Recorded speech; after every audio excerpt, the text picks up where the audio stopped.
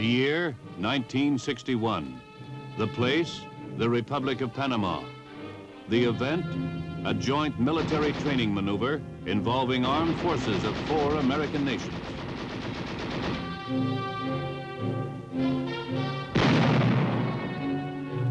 This film is a composite story of how the Americas train, study, and work together for mutual defense.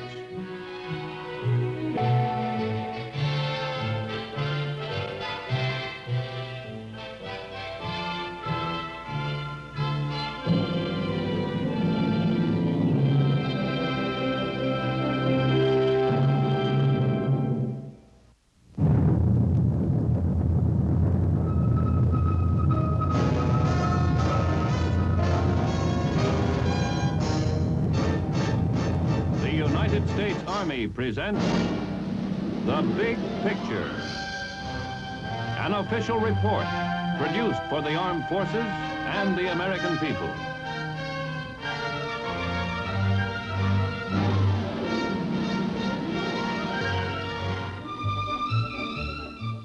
Panama, the city of Panama, in the Republic of Panama, on a carnival day in February.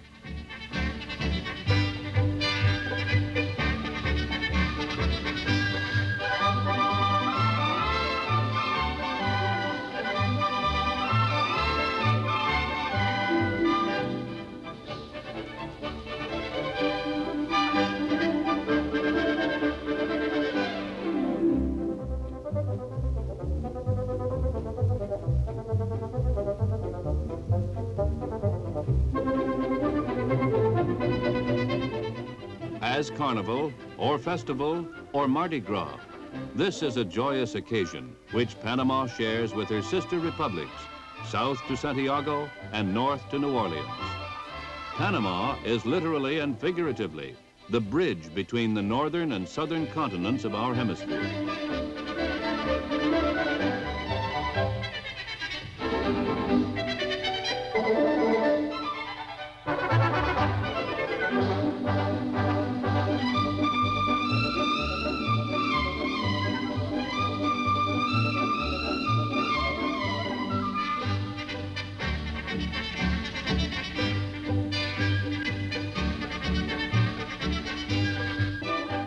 Youngest of the Latin American republics, Panama nonetheless possesses a history and tradition as old as the New World itself.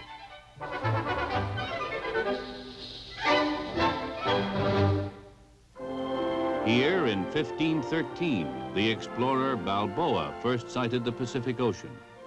He did not live to realize how near he had come to discovering that sea route to India, which was the dream of early New World explorers. On islands off the coast of Panama, descendants of an ancient Caribbean race cling even today to ancestral laws and customs virtually unchanged since the time of Christopher Columbus.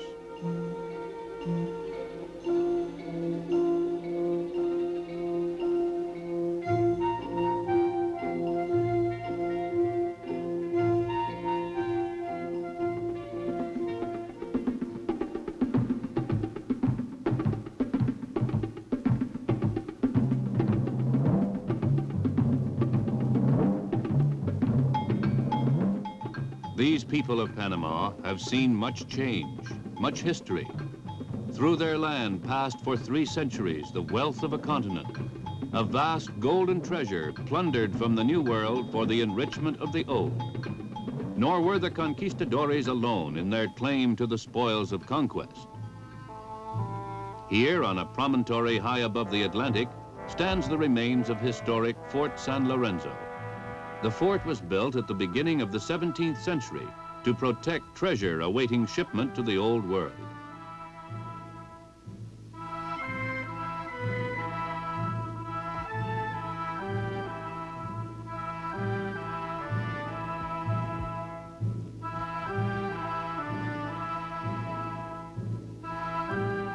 Sacked by Henry Morgan's pirates in 1669, after a bitter struggle, only 6 of the fort's brave defenders and this ruin survived.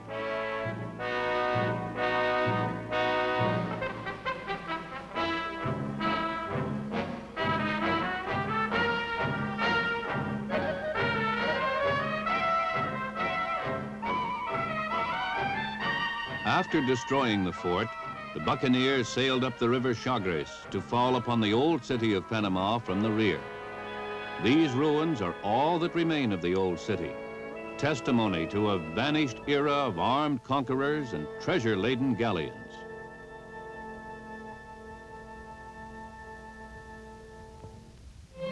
Today, there is a new city of Panama, capital of an independent American republic. And treasure still flows through the isthmus, a modern commercial treasure of food, machinery, and raw materials, upon which depends the well-being and prosperity of nations throughout the world. It is therefore not beyond the realm of possibility that such an area might once again become the target of foreign aggression. An onslaught similar to that being staged here as an exercise in preparedness early in 1961.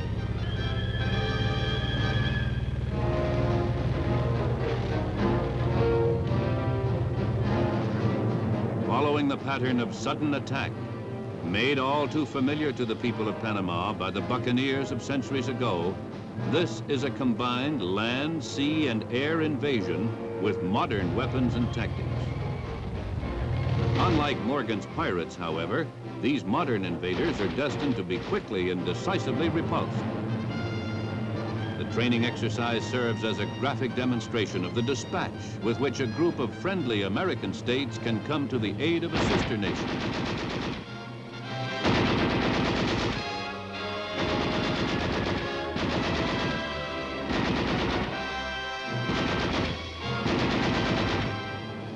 Participating in this combined operation at Rio Hato, a maneuver area some 60 miles from Panama City, are units of the Colombian Army, Navy, and Air Force, Panama's own Guardia Nacional, Peruvian Army, Air Force, and 82nd Airborne Division troops arriving directly from Fort Bragg in the United States. Under the interested gaze of military leaders from 17 Western Hemisphere nations and guided by a unified command, the troops and equipment move in with dramatic suddenness to dislodge the supposed aggressor from his precarious foothold on the isthmus. The maneuver, known officially as Operation Solidarity, is similar in purpose to previous joint United States-Latin American military exercises held in the Caribbean area since 1955.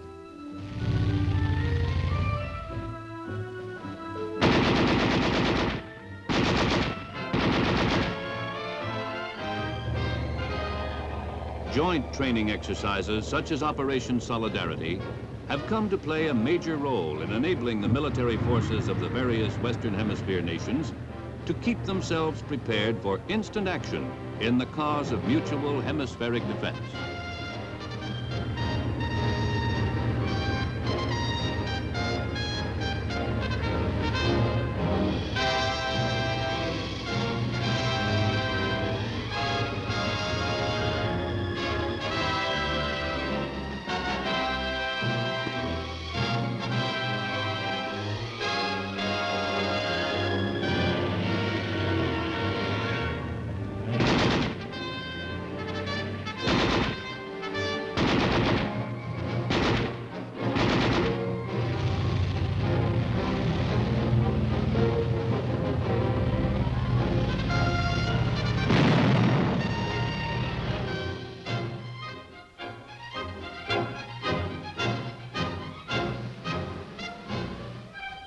Within hours after their arrival, friendly forces have obtained control of the area surrounding their drop zone, and the battle group commander is established in his command post.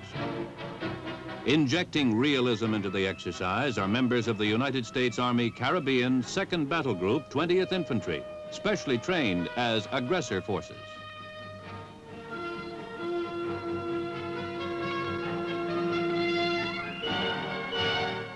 Aggressor forces participate in military maneuvers complete with distinctive uniforms, national history, political parties, and even their own language.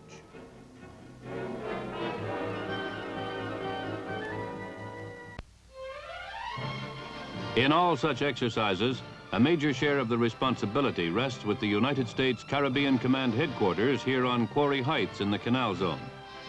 Charged by the defending forces with conduct of the joint maneuver, The Caribbean Command has overall control of the United States' own armed forces in nearly the entire area lying south of Mexico in the Western Hemisphere.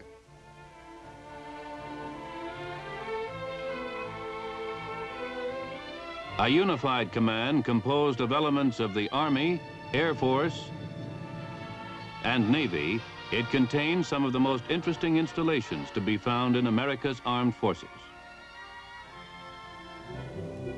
One of them is at Fort Sherman on the Atlantic side of the Canal Zone, the U.S. Army Jungle Warfare Training Center. A popular feature of the center is the collection of jungle wildlife, maintained here to familiarize the soldier with those creatures which may someday be living right alongside him.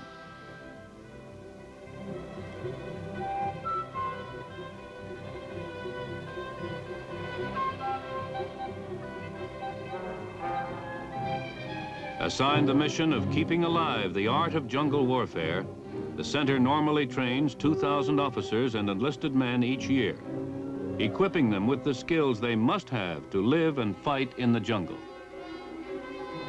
Here, trainees acquire experience by such activities as building a rush raft and taking it across the Chagres River, historic waterway of Panama, once known as the Rio Lagartos, or River of Alligators.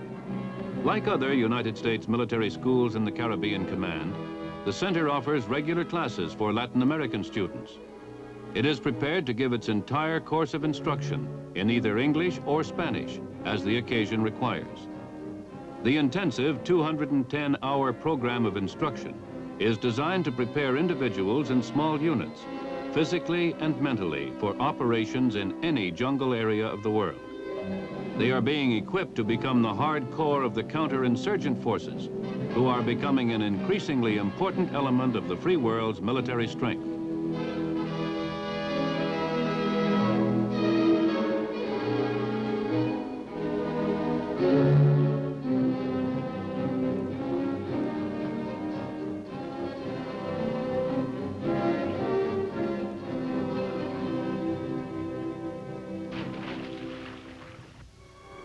The greatest obstacle the individual soldier encounters in this type of warfare is fear of his surroundings. Self-confidence, inspired by learning and experience, dispels his fear of the jungle and enables him to enlist it as an effective combat ally.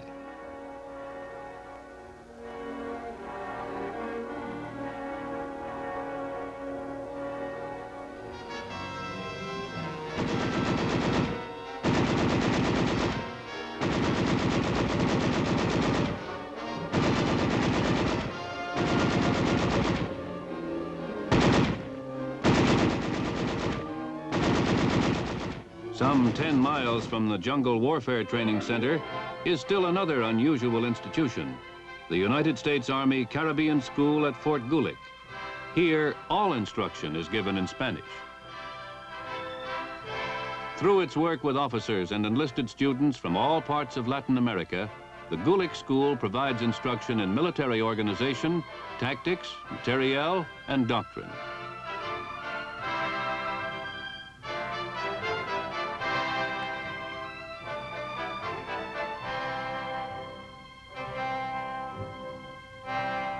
Curriculum of the school is based on that of regular United States Army schools.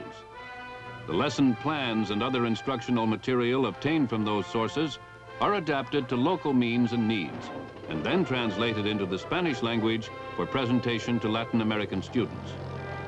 Engineering students learn the operation of heavy engineer equipment. They acquire skills which have not only military usefulness, but which are equally applicable to such important civil activities as road building.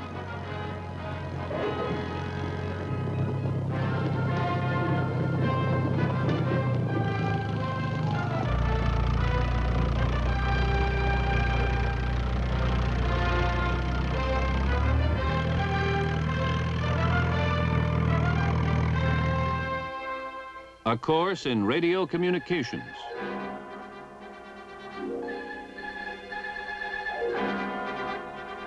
From Spanish-speaking U.S. Army instructors, Latin American cadets receive orientation, instruction, and actual experience with the 81mm mortar.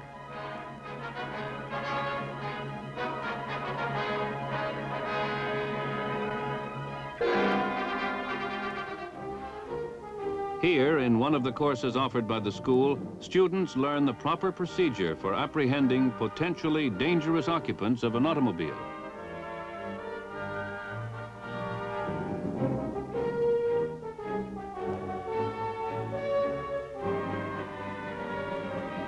Judo, another favorite subject in the military police course.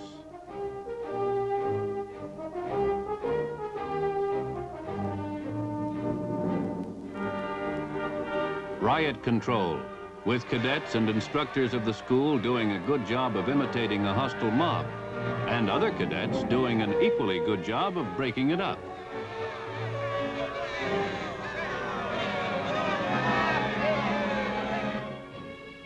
Thanks to the United States Army Caribbean School at Fort Gulick, there exists throughout the Americas a better coordinated mutual defense force, as well as many strong bonds of friendship between individuals.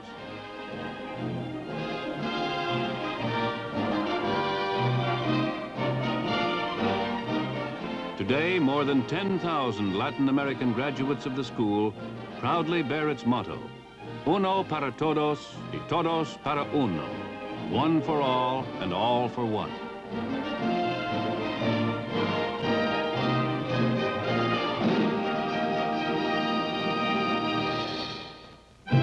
The same motto might be applied to the men and women of the Inter-American Geodetic Survey, whose headquarters are also here in the Canal Zone. From its Canal Zone headquarters, the Inter-American Geodetic Survey supervises and supports mapping projects in 15 Latin American countries. The agency's area of operation covers some 6,500,000 square miles and extends more than 6,000 miles from its most northerly to its most southerly point. Theirs is the extraordinary task of providing adequate map coverage for the areas of Mexico, Central and South America, as well as the islands of the Caribbean. This is a cooperative effort of the United States and the 15 participating Latin American countries. At the IAGS Cartographic School in the Canal Zone, students from every country are instructed in uniform map-making procedures and techniques. Thus, citizens of the collaborating countries do the bulk of the actual field work in their own countries, with IAGS specialists supervising and directing the program.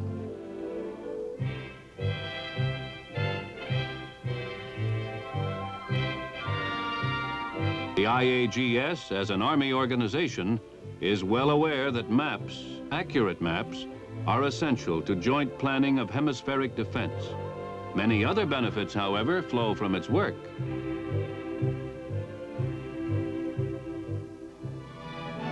The various IAGS missions in capital cities throughout Latin America are contributing greatly to the knowledge of our hemisphere necessary for scientific and commercial purposes. And because technicians of the host country work side by side with their North American counterparts in each mission, there is created a constantly growing base of mutual understanding and goodwill. As symbolized by this sculptured map of Colombia, modern maps are the basic requirement for the development of a nation's natural resources, without which expansion of a nation's economy is virtually impossible.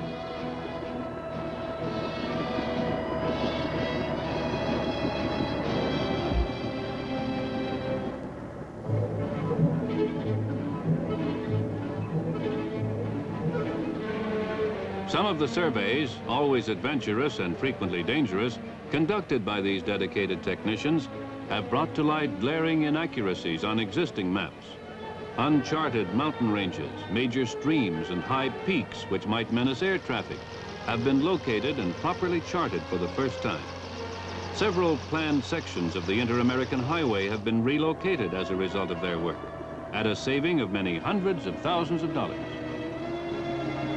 The collaborative IAGS program is daily increasing the development of natural resources throughout the hemisphere, and in so doing, provides an ever greater opportunity for friendly economic relations among the Americas.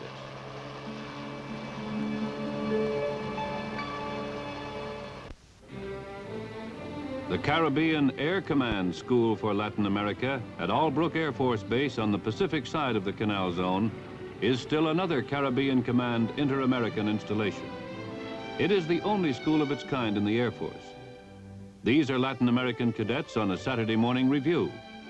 The School for Latin America provides instruction in Spanish for such subjects as jungle survival for the downed airmen, as well as instruction in aircraft specialties for both commissioned and enlisted students of the Air Forces of the Latin American countries.